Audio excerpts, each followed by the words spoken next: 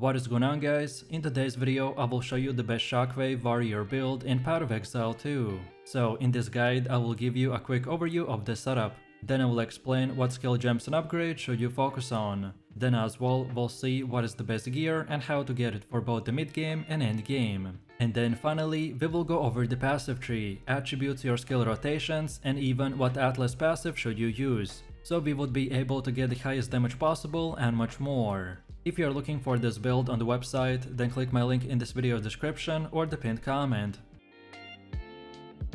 This setup's main focus is to run and press from 1 to 2 skills and then target big enemy groups to then weaken them and explode. One of the most powerful skills that we have in our arsenal is the Shockwave Totem, and as you can see from the gameplay, we are just running into the enemies and one-shotting them without even trying. Also, our Ancestral Warrior Totem and the Scavenge Plating makes the most out of this by effectively extending the damage of this hit many times over, in order to kill big targets like the bosses or tanky rare monsters. Of course, like most melee builds, the armor explosion was nerfed, but our particular setup wasn't impacted as much as other melee builds, so currently this is by far one of the best warrior builds in the game. If you are looking for a powerful auto AoV machine to target enemies and delete them in split seconds, then this is the one for you. So let me show you the build, and for the main class I have chosen to go with the warrior, and our Ascendancy is the Warbringer. Then for the first skill we have the Mace Strike with the support gem called the Rage, Armor Explosion, Magnified Effect, and the Primal Armament. And even after the new changes on how the armor breaker works, the Mace Strike still works perfectly fine, as long as you use it with the Cultist Great Hammer. Then second we got the Shockwave Totem with Inspiration, Close Combat, and Overpower. Then next we got the Scavenge Plating with the Precision, Vitality, and Clarity. Next we have the Ancestral Warrior Totem with the Sunder, Super Critical, and Overabundance. Next up we have the Time of the Need with Fast Forward, Herbalism, and Clarity. And finally, for the last one we are using the Hammer of the Gods with Fist of War, Concentrated Effect, Exploit Weakness, and Heft. Most of this setup is structured around using the Shockwave Totem and the Mace Strike to delete enemies in split seconds, so we use gems and skills that will support and increase their size and damage, while the rest are powerful buffs and utility skills that usually get activated in the background.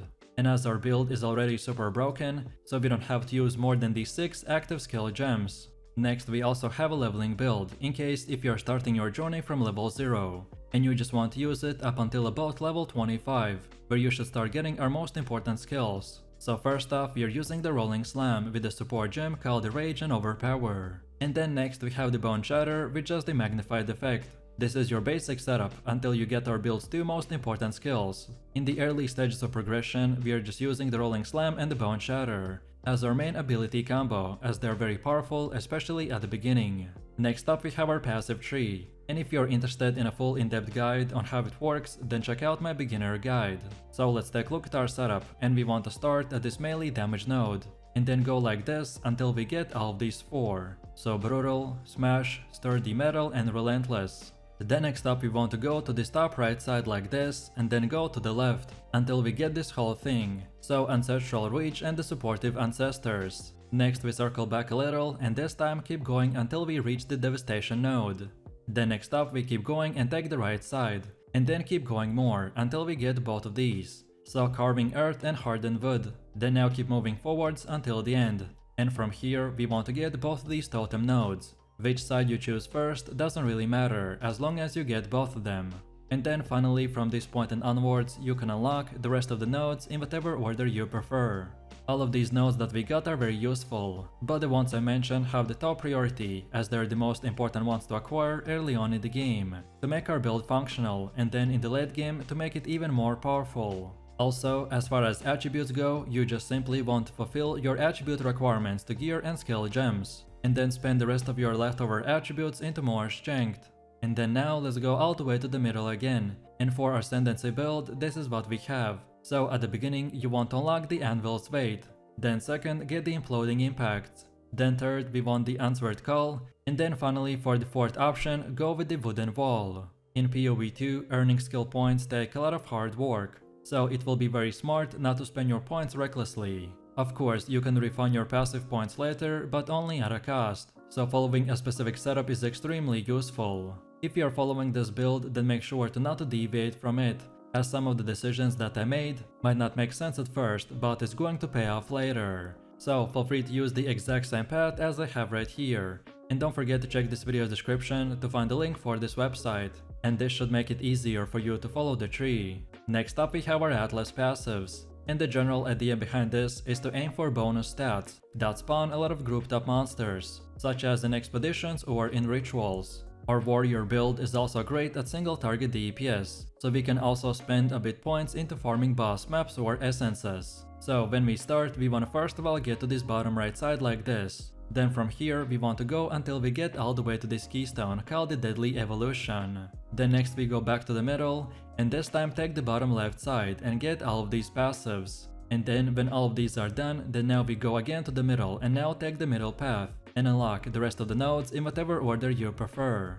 Next we have our gear. The weapon of our choice is the Cultist Great Hammer, which is special because its base stat does that our strike now deals splash damage to the targets within 1.8 meter range. And as I said, after the new changes to how the armor breaker works, the mace strike will now still work perfectly fine, but you specifically have to use this weapon, or otherwise switch the mace strike skill for something different like the Stampede. And then for bonus stats, we want increased physical damage, more armor, and more levels of all melee skills. Then for the helmet we have the Warrior Great Helm with armor. And for more we want max life, more accuracy, more intelligence, and fire resistance. Then for chest we have the advanced full plate with armor. And for more we need max life, armor, and cold resistance. Then for the belt we have the Rawhide belt with 20% quicker flask recovery. And for bonus stats we want max life, more armor, and +2 to charm slots. Then for gloves we got the Interested gloves with energy shield. And for more we need max life, max mana, and more levels to all melee skills. Then for boots we are using the advanced bronze greaves with armor. And for more we for sure want increased movement speed, and then also max life and resistances like cold and fire. Then for our first ring we got the ruby ring with fire resistance. And for more we'd want add physical damage, more intelligence, and lightning resistance. While on the second one we have the topaz ring with lightning resistance. And for more we need max life, max mana, more strength, and chaos resistance. And then finally for the amulet we got the crimson amulet with life regen per second.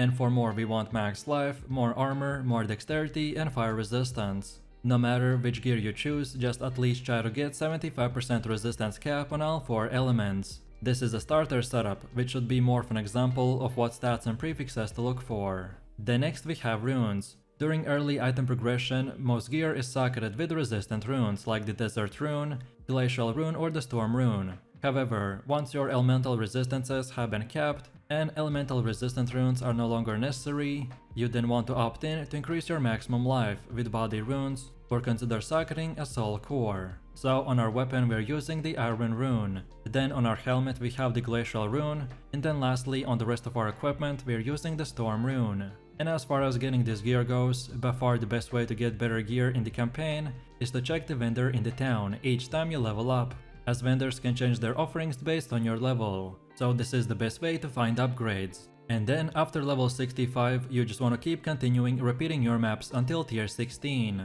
And again, for more in-depth tutorial, check out my gearing guide video.